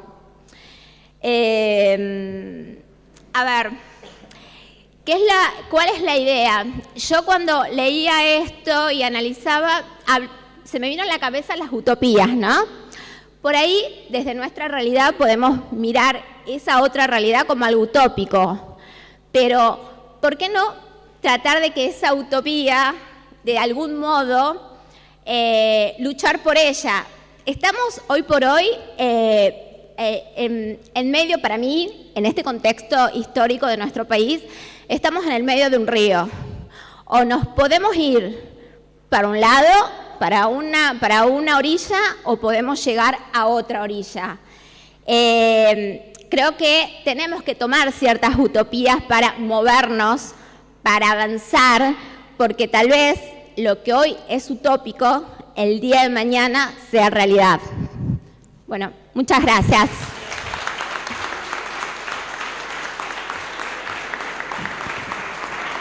Bueno, muy bien. Muy buena la ponencia. Bueno, vamos a abrir un tiempito de preguntas acá a los panelistas, así que, bueno, quien quiera, Bárbaro. Ahí a Diego Boglioli quiere hacer una pregunta. Perdón, Diego, me dieron el micrófono. Bueno, adelante. Ahora, sí, al doctor Lucas Gómez Portillo, acá. Te hago una pregunta, Lucas. ¿Consideras, más allá de que obviamente las nuevas tecnologías son fundamentales, ¿te parece que en algún momento van a ser una cuestión negativa en relación a los puestos de trabajo? O sea, el efecto directo sobre los puestos de trabajo va a ser negativo o tenés una visión más positiva respecto de las nuevas tecnologías? Hola. ¿Se escucha ahí? ¿No? ¿Sí? ¿Se escucha? La verdad, no tengo cómo saber eso, pero me parece que sí, lo que hay que hacer es mirar para atrás y cómo no es nuevo las nuevas tecnologías. Todo el tiempo hay procesos tecnológicos y el sistema social, porque en realidad nosotros somos como un ser vivo, se adapta y va teniendo procesos dentro de esos impactos también que tienen las tecnologías, que tienen que ver con el uso del tiempo, porque el uso del tiempo lo tenemos presente acá, que estábamos hablando, nos hablaba la compañera del tema, por ejemplo, de la cantidad de horas de trabajo. Bueno, si se lograron las 8 horas, tiene que ver con las posibilidades también tecnológicas, y eso tuvo un costo de implementación, o lo vemos en temas de medicamentos, por ejemplo, que aparecen medicamentos que valen millones de dólares y al poco tiempo empiezan a ser de uso masivo. Entonces, como que hay que tener cuidado en hacer grandes definiciones, de pensar, no sé, se viene el fin del trabajo. Al revés, yo creo que se reorganiza el sistema, y lo que me parece que por ahí no estamos viendo, que hay un montón de nuevos trabajos y hay una gran demanda de trabajos y de demanda internacional, y eso tiene como muchas complicaciones, porque no es solo que hay gente que se va, por ejemplo, eso es cierto, que se va del país, pero hay mucha gente que estando acá no genera riqueza acá, cuando en realidad está generando muchísima productividad, pero eso no se ve porque, bueno, también nosotros tenemos problemas hasta económicos, estructurales, que hace que incentiven modalidades que no están, digamos, no están siendo provechosas para el país, en definitiva, sí para un individuo, quizás que un trabajador, porque puede trabajar las horas que quiera desde su casa y gana en dólares sumas considerables, digamos, y esos nuevos trabajos tampoco lo estamos viendo, y quizás porque también no son muy regulables, y tenemos que quizás aceptar en parte que no es difícil meterse a regular eso, y quizás sí lo que tenemos que ver es cómo transparentarlo, cómo hacer que eso lo podamos medir, que podamos, y quizás el día de mañana sea regulable, como todo, digamos, los procesos también que se dieron en los procesos de industrialización. Tuvimos un momento muy expansivo donde las reglas laborales no existían básicamente. Todo eso fue generando que esos trabajadores, que no eran todos precarizados, porque también eso es como una cuestión que nosotros lo pensamos así, como que eran todos, sí, había grandes masas precarizadas y otros trabajadores que no, y se fueron organizando en términos también de dar las peleas sindicales. Bueno, que eso es lo que va a pasar también. Por ahora no hay una instancia sindical porque incluso hay un montón de trabajadores que no se ven como trabajadores. Entonces, bueno, son procesos que van a ir dándose. Todos estos mecanismos generan nuevas demandas, o sea, aparecen nuevas necesidades de trabajo humano. Y quizás, bueno, vamos a tener que pensar que no es solamente la persona que agarra y va con la mochila, con la bicicleta llevando una pizza. Esa es algo que quizás es lo más grotesco, y lo vemos, pero es también comparable con un montón de otros trabajos que igual no están buenos o que tienen un montón de riesgo, pero la verdad es que hay otros trabajos y se generan nuevos trabajos, y habría que ver cómo nos paramos desde el derecho del trabajo y cómo también pensamos en futuras regulaciones y cómo hasta en la sindicalización y demás. Pero bueno, primero son procesos que se van dando y quizás nosotros vamos a llegar después, pero hay que ir pensando cómo lo vamos a lograr o cómo vamos a ir definiendo los pasos a seguir, me parece. Diego Boglioli quería hacer una pregunta, me parece. Gracias. Una acotación a lo que decía el doctor de Córdoba, el colega. El tema también es muy común que usamos todavía terminología monárquica, vuestra excelencia, vuestra señoría, eso hay que eliminarlo ya de todos los escritos en esta altura de la realidad. Eso por un lado. Otra es que Centeno, justamente en la Ley de Contrato de Trabajo, una de las cosas que se propuso fue que fuera accesible para los trabajadores, o sea, que fuera de lectura, que cualquier trabajador o trabajadora pudiera leer la ley y entenderla. Eso creo que también es una cosa muy destacable de la Ley de Contrato de Trabajo, que no sé si, bueno, por ejemplo, lo que no pasa con la Ley de Riesgo, por ejemplo, y toda la entelequia, o sea, todo el quilombo de normas de mezcla que es inentendible hasta para nosotros, ¿no? Una cosa que me parece que es importante reseñar o decir, que la Asociación de Abogados y Abogadas Laboralistas de Rosario, en un momento nos planteamos que era muy importante, era imprescindible que en las actividades nuestras académicas o de formativas o lo que fuera, más allá de la participación o la colaboración o estar en las luchas de los trabajadores y trabajadoras de los gremios, es invitar a los trabajadores y trabajadoras a nuestras actividades. Esto diría que es una regla de la asociación de hace mucho tiempo y se ve en este congreso. Yo siempre cuento, porque para mí me quedó muy marcado, cuando vos creo que comentabas vos ayer de Maxi Areco, cuando invitamos a Maxi Areco fue en una jornada en el Colegio de Abogados, había 100 personas, había muchos jueces laborales, y escuchar de la voz de un trabajador la experiencia de germen de la actividad sindical dentro de Praxai, de la planta, desde el vestuario, contando cómo se fue generando esa actividad sindical desde la nada hasta lo que lograron realmente, que fue, hasta terminar escribiendo un libro que lo recomiendo si lo consiguen. O sea, creo que este tema de la palabra y del lenguaje y poder llegar a escribir en un libro esa experiencia, son experiencias muy importantes que nosotros tenemos que tener como regla en todas las asociaciones y entidades que nuclean abogados y abogadas laboralistas. Es decir, estamos siempre, los abogados laboralistas y abogadas, hablando de otro, nos pasamos hablando de otro, de los trabajadores, del cual generalmente no le damos la palabra, es decir, no los invitamos muchas veces y no permitimos que hablen. Entonces creo que esto es muy importante y esto también nos obliga a deconstruirnos y a tratar en nuestras actividades, en lo posible, dejemos la parte más técnica para las ponencias, que eso después se publica, es accesible, lo más técnico, pero tenemos que empezar también a hablar en un lenguaje un poco más accesible. Por ejemplo, hablamos porque en Pogonza, porque en Expósito. Un laburante escucha eso y dice, ¿qué es esto? ¿Qué es una marca de qué? O sea, tomarnos el trabajo de empezar a hablar más claro, sin por supuesto estar siendo totalmente detallistas, porque sería muy engorroso, pero así como empezamos a adaptar nuestro lenguaje con perspectiva de género, también en nuestras actividades adoptar una perspectiva que permita, así como hizo Centeno con la Ley de Contrato de Trabajo, que los trabajadores y las trabajadoras que participan y que tengan voz en nuestras actividades también puedan entender cuestiones técnicas, de técnica jurídica, que por lo pronto son bastante inaccesibles para quien no está en la temática jurídica. Nada más. Déjame que te diga dos cositas que se me pasaron en la charla. Lo que se debería hacer también en línea con lo que planteas es que cuando uno invoca una norma, qué sé yo, el 23 de la Ley de Contrato, la transcribís. En general es fácilmente entendible lo que dice la Ley de Contrato para cualquiera. Pero si yo digo, en base al 23 y el que lo lee no sabe qué corno dice el 23, no se entiende.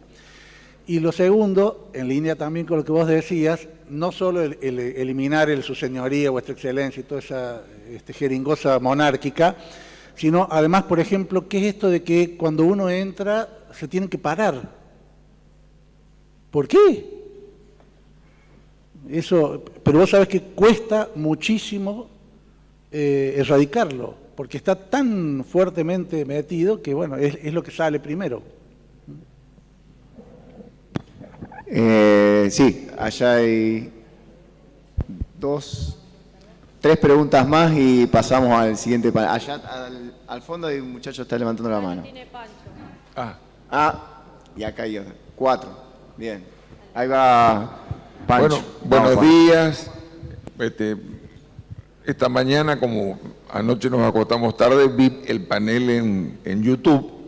Y eso es una cosa muy buena de este congreso, porque la verdad es que yo no, como participé personalmente, y la transmisión de YouTube es extraordinaria, de manera de que es un tema que me preocupó. Los compañeros de Rosario saben perfectamente que estaba preocupado y es extraordinaria la transmisión de YouTube. La verdad es que es una cosa bien buena para mucha gente que no puede venir a Rosario o que en Rosario mismo nos da vagancia venir hasta calle Maipú.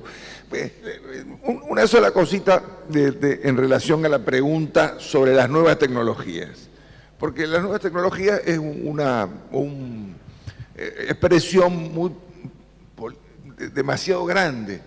Las nuevas tecnologías a que nosotros nos interesan es las nuevas tecnologías que ahorran trabajo. Las nuevas tecnologías que implican un aumento de la capacidad de las máquinas y de las personas que trabajan de producir.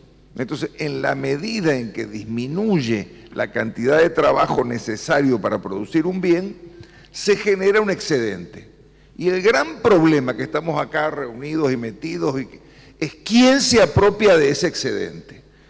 Por ende, las nuevas tecnologías pueden ser extraordinarias si hay un movimiento sindical y unos trabajadores que sean capaces de apoderarse, o como ocurre ahora, que las nuevas la cantidad necesaria de trabajo para producir un bien es muchísimo, mucho menos ahora que cuando se dictaron las normas sobre jornada de trabajo en Argentina y en América Latina. Y sin embargo, todavía están planteando jornadas de trabajo más largas, de manera que hay una contradicción fundamental.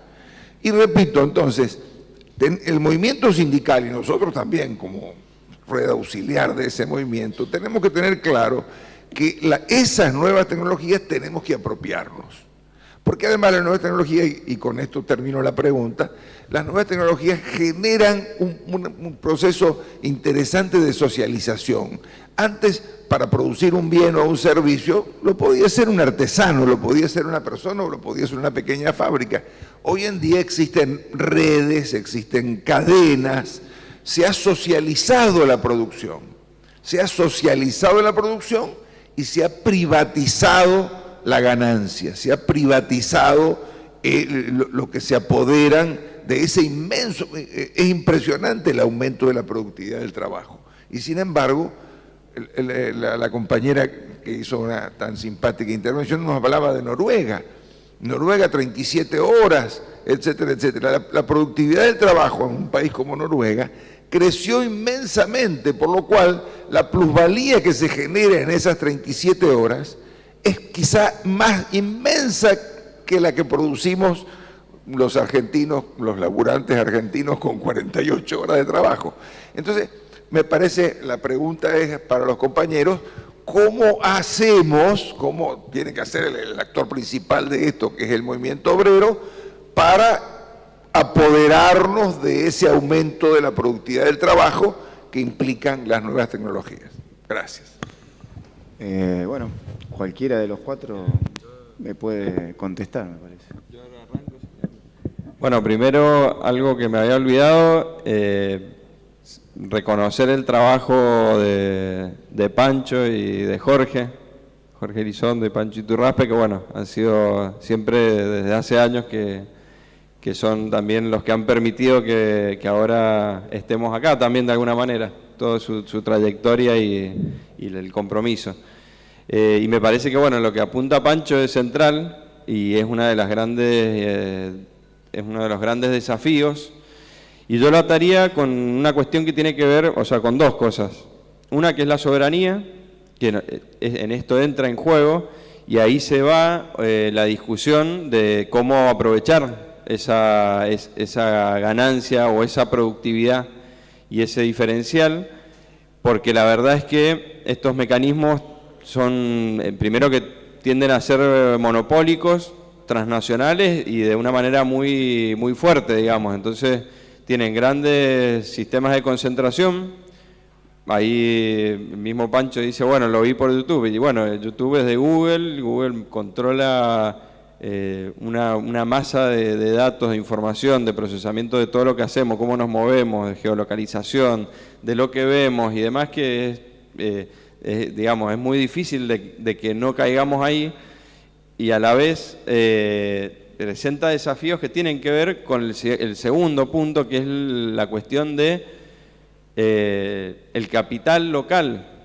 ¿Cómo estamos nosotros desarrollando esas nuevas tecnologías o esos sistemas de conocimiento y de productividad? Y la verdad es que venimos muy atrás y estamos en una situación donde se nos están pasando oportunidades que no sé si luego van a ser reversibles, porque la verdad es que esto es, como les decía, es hiperacelerado y, a ver, si nosotros pensamos en el primer peronismo, cuando aparece el peronismo, aparece en un proceso de industrialización y es ahí donde se dan las condiciones para la aparición de este fenómeno que va atado con la problemática del trabajo.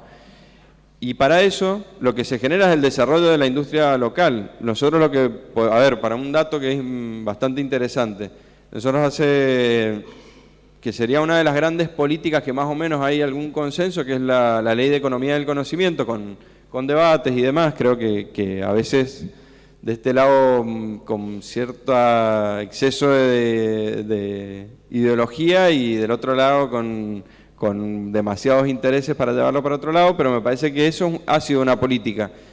Pero durante 4 o 5 años que tiene ese régimen, hay 500 empresas registradas en Argentina.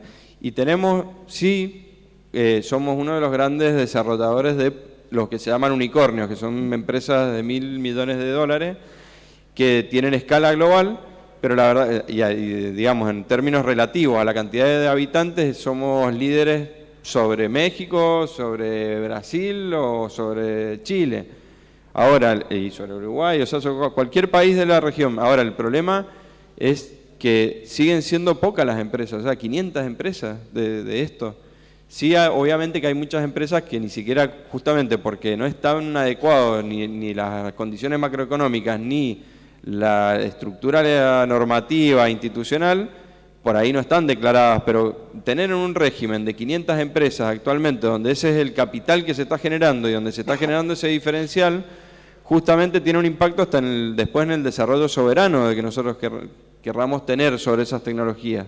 Entonces me parece que también es un desafío, tenemos que verlo en esos términos, en términos hasta empresariales. ¿Estamos generando esas empresas para que estén esos trabajadores dentro del sistema argentino o estamos generando condiciones para que hayan trabajadores para que trabajen para afuera?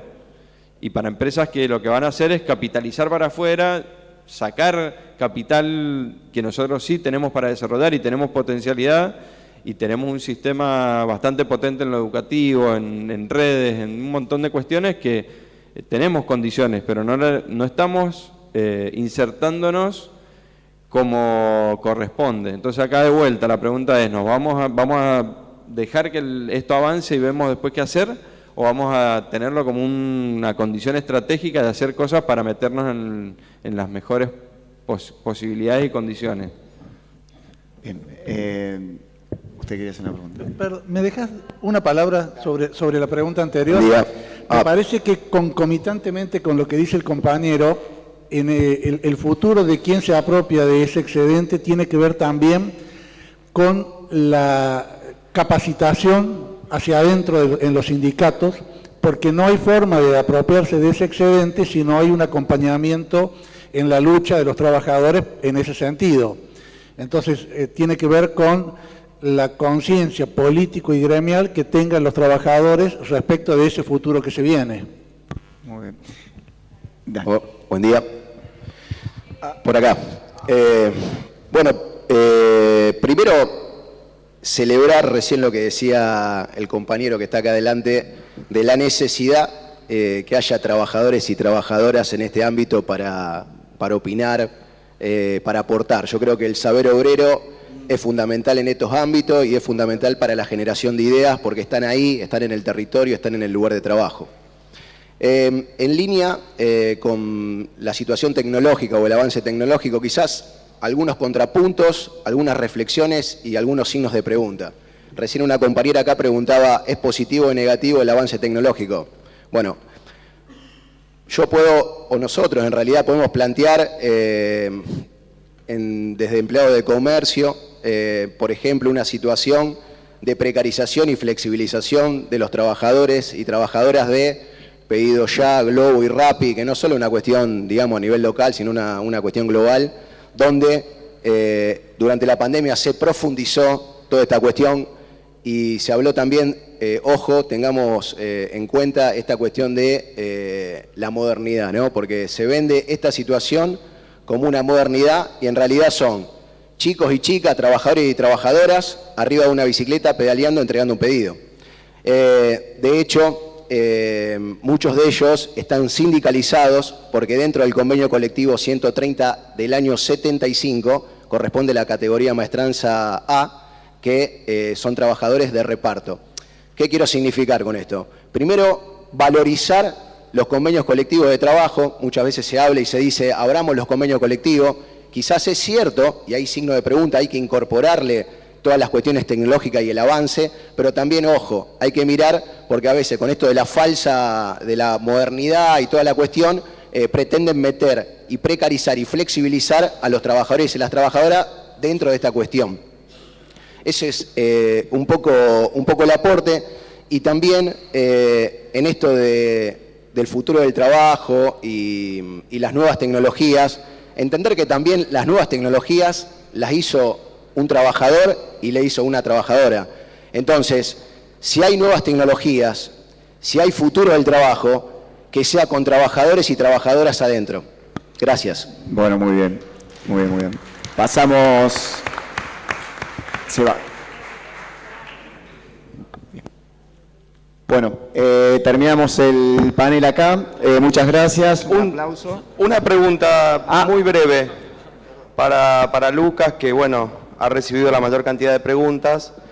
Quiero saber si se va a animar a hacer lo de Charlie, pero como no tenemos pileta, saltando al río. Gracias. Bien, muchas gracias.